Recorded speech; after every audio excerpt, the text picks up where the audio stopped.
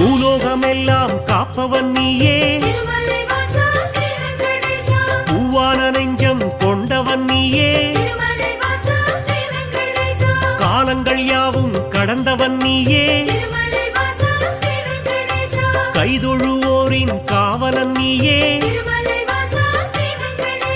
ஞானத்தை அளந்த நாயகன் நீயே,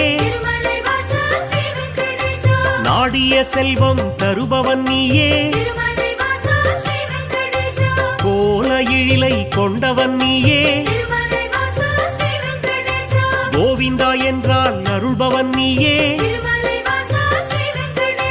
மாலவன் என்று உனை அழைப்போமே, மாமலை எழில் வாழ்பவன் நீயே,